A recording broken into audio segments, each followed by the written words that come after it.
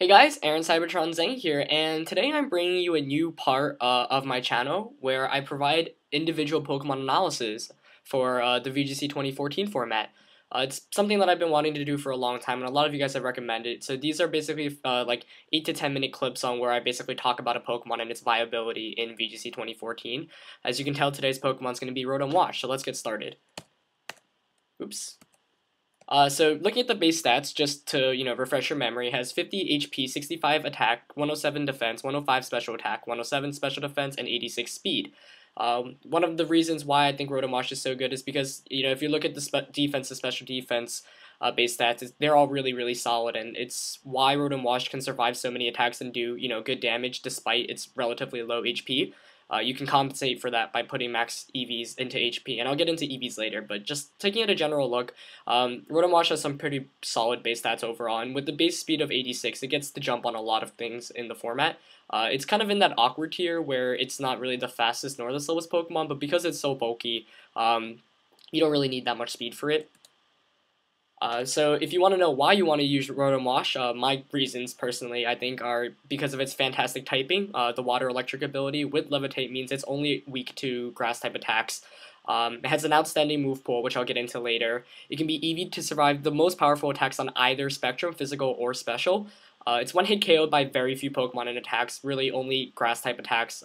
One hit KO, for example, Power Whip from Ferrothorn, but besides nothing else. It gets access to Will-O-Wisp, which is one of the best moves in VGC in general because you completely neuter physical attackers with it. Unlike Rotom Heat, its Rotom counterpart, it's not weak to Rock Slide, which is a really common move on Pokemon like Garchomp, so you're not, dealing with super effective damage along with the flinch chance. And Rotom Wash is just really easy to fit on any team. It synergizes really well, and that's one thing that I really like about it. So the typical Rotom Wash build are built to be relatively bulky in today's format. Modest and Calm are really the only two natures I've seen.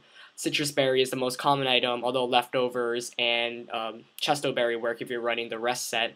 I have seen Choice Specs and Choice Scarf, but they're not nearly as common as the bulky build. And most Rotoms run just a couple of speed EVs, 4 to 28 to win the speed tie, so it's really depending on how much you want to invest in it.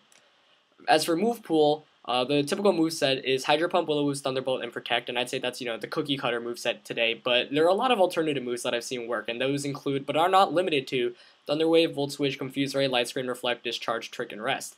All of them are more team-specific options, but if you want to just, have a standard Rotom Wash and slap it onto any team, I definitely recommend the Hydro Pump, Will-O-Wisp, Thunderbolt, and Protect set. So this is a sample set slash EV spread. I screen capped one of the Rotoms from my game. My nickname Can't Hit Will-O-Wisp. Modest Nature, Citrus Berry, EV spread of 252 HP, 4 defense, 116 special attack, 116 special defense, and 20 speed. I actually don't think this is the most ideal spread, and I'll show you a better spread later on in the game, but this is something that I used at the World Championships last summer, and I just edited it very barely, gave it some speed EVs basically, but last year this was EV to live, a Life Orb Draco Meteor from Latios, which is basically the most powerful special attack other than Dragon Gem. Since Dragon Gem doesn't exist anymore, it still works on the special spectrum, but I should probably give it some more defense EV so it can survive Play Rough from Mega Mawile. So let's talk about EV spreads. The most popular attacks that Rotom Wash wants the EV to survive are either Modest or Timid Charizard Y Solar Beam, Adamant Mega Mawile Play Rough, and Modest Timid Salamence Draco Meteor, often Choice Specs. And these are really the the moves you want to base your EV spread on, just because they're the most powerful on both ends of the spectrum. You want to decide on your nature first. Modest for better damage output, but Calm to ensure survival against all common attacks, and I actually recommend Calm probably. I used Modest last year mainly because the way my team worked is I wanted more offense, but I genuinely think Calm is a bit better this year, but it's really your preference. If you think you want the better damage output, you should definitely go with Modest. I have two sample EV spreads listed here. The Modest one is the one I just mentioned, and Calm is the one Ray Rizzo used to win Virginia Regionals this year. And that basically survives Mega Mawile Play Rough 100% of the time, Timid Solar Beam 100% of the time, I think, and Modest Solar Beam from Charizard Y like 90 or something percent of the time. So it's a very good EV spread. Mine invested in a bit more speed because I wanted to win speed ties. So here are some damage calculations, some sample damage calculations in forming your EV spread, because when you EV, you want to do damage calculations to figure out everything. The first one is Timid Mega Charizard, and with 40 special defense EVs and max HP. All of these have max HP, by the way. You're guaranteed to survive it. If you're going up against a Modest Mega Charizard, though, you need 140 special defense. To beat Mega Mawile and survive its huge power Play Rough, you just need 44 defense EVs, and Choice Specs Salamence Draco Meteor with just 40 special defense EVs, you'll be able to survive that 100% of the time. So with all that in mind, I would recommend a final spread of Calm Nature with 252 HP, 44 defense to survive the Mega Maw WILE attack, 44 special attack just because that was what was left over, 140 special defense to survive modest Solar Beam from Mega Charizard Y, and 28 speed to win basically any speed tie against Rotoms. Some effective checks to Rotomosh if you're having trouble dealing with it are any type grass Pokemon. Lum Berry, Ferrothorn is my favorite one. Amoonguss, Venusaur, Ludicolo, Rotom, all of those work. Other suggestions are Mega Kangaskhan, only if properly used though. For example, power up punching and just constantly returning. Hydreigon, Goodra are nice dragon types because they're not affected by Will-O-Wisp, and Hydro Pump and Thunderbolt don't do too much to it. And just general brute force, consistently double targeting it.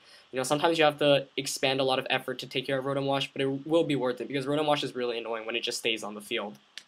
So in the conclusion, Rotom is so good because of its bulk, ability to shut down physical attackers, and diverse move pool.